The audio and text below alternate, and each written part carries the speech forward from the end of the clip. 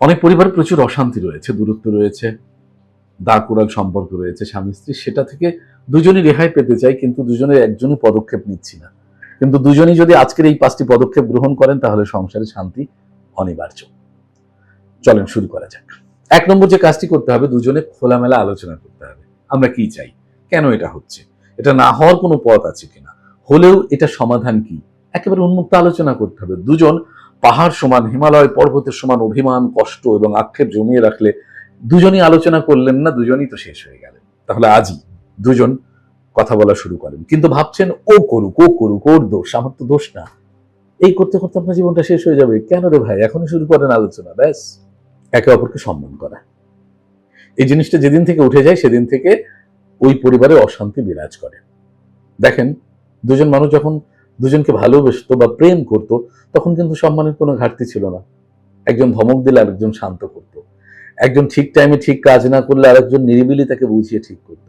কিন্তু পরিবারে দিন দিন এমন একটা জায়গায় চলে যাচ্ছে, আর আমরা কাউকে শান্ত করতে, ব্যালেন্স করতে চেষ্টা করছি না। একজন আরেকজনকে সম্মান না করবার কারণে এই ঘটনাটি ঘটে। তার মানে পরিবারে যদি শান্তি চাই তাহলে অবশ্যই একজন আরেকজনকে সম্মান করতেই হবে। রাগ নিয়ন্ত্রণ এবং ধৈর্য ধরতে হবে। রাগের উপর নিয়ন্ত্রণ না থাকলে সে যখন যা ইচ্ছে তাই করতে পারে। ধৈর্য ধরলে যে মানুষটি এই মুহূর্তে আপনাকে গালি দিচ্ছে, একটু পর সেই মানুষটি অনুতপ্ত হয়ে উল্টো আপনার গালি শোনার জন্য আফসোস করবে যে তুমি যা ইচ্ছা তাই করো, আমি তবুও ক্ষমা প্রার্থী।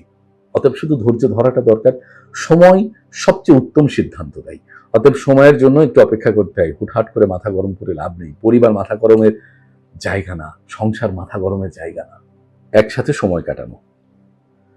অশান্তি বাড়তে বাড়তে এমন জায়গায় গেছে একসাথে দুজন বসাই হয় না। নাস্তা একজন করে চলে যায়, তারপরে আরেকজন করে। পরোটাগুলো ঠান্ডা হয়ে যায়, খিচুড়ি ঠান্ডা হয়ে যায়, পরে খাচ্ছে, তবুও একসাথে খাচ্ছে না। একসাথে খেতে না বসলে চোখে চোখে কথা হচ্ছে না, দেখা হচ্ছে না, আলাপ হচ্ছে না। অন্তত খেতে বসলে পানির গ্লাসটা দাও, এই কথাটা তো বলা হয়। তাহলে একসাথে সময় কাটানো শুরু করলে কিন্তু পারিবারিক যে দূরত্ব, যে সংকট, যে জরাজীর্ণতা তৈরি হয়েছে, সেটি ধীরে ধীরে কেটে যাবে। তাই আজকে থেকে একসাথে সময় কাটানোর চেষ্টাটা করে যেতে হবে। সবশেষ, ক্ষমা ও সমঝোতার মানসিকতা থাকতে হবে। আপনি যে পক্ষেরই হন, আপনি সঠিকই হন, তারপরে যদি ক্ষমা করবার ইচ্ছে না থাকে, সমঝোতার ইচ্ছে না থাকে, পৃথিবীর কোনো চেষ্টায় সফল হবে না। সবার আগে ইতিবাচক চিন্তা যে আমার সংসারে, আমার পরিবারে এই ঝামেলাটা আছে রে বাপু, আমি এটা থেকে মুক্তি চাই, আমি মাপ চাই। তাহলে সেই চিন্তা যদি নিজের কাছে আগে করে ফেলেন তাহলে কিন্তু বসা সম্ভব, তার সাথে কথা বলা সম্ভব এবং সমাধান করা সম্ভব। আসুন, পরিবার কোনোভাবেই যুদ্ধের জায়গা নয়।